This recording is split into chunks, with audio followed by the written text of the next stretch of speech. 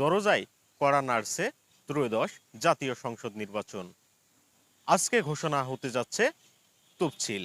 এ নিয়ে সাধারণ জনগণ কি বলছে চলুন শুনে আসি। আজকে তফসিল ঘোষণা হতে যাচ্ছে। আমরা আগামীতে 15-16 বছর নিজ স্বাধীনতা মতো কোনো ভোট আমরা দিতে পারিনি। ভোট দেখা যাচ্ছে যে রাতেই হয়ে যায়। আমরা ভোটার যায় ওখানে স্লিপ নিতে গেলে আমাদের আর কোনো নাম থাকে না, ভোট দেওয়া হয়ে গেছে এ বলে আমরা ফিরে চলে আসি। আগামী যে নির্বাচন হচ্ছে এই নির্বাচনে যেন সুস্থ ভোট হয়, আমরা যেন সুস্থভাবে ভোট দেওয়ার অধিকার আমাদের থাকে এবং আমরা সুস্থভাবে ভোট দিতে পারি। আমরা চাই সুষ্ঠু নির্বাচন হোক। আজকে নির্বাচন তফসিল ঘোষণা হবে, আমরা চাইছি যে সুষ্ঠুভাবে নির্বাচনটা হোক। গত যে 17 বছর আমরা সুষ্ঠুভাবে ভোট দিতে পারিনি এবং দেশের জনগণ ভালোভাবে সুষ্ঠুভাবে ভোট দিতে পারে, এটাই আমরা কামনা করি।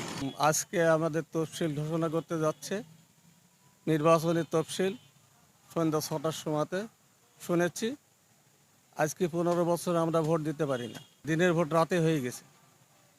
আশা করি আমরা আগামী ফেব্রুয়ারি মাসে প্রথম সপ্তাহে নিজের পছন্দের প্রার্থীকে নিজ ইচ্ছায় তাকে নির্বাচিত করব।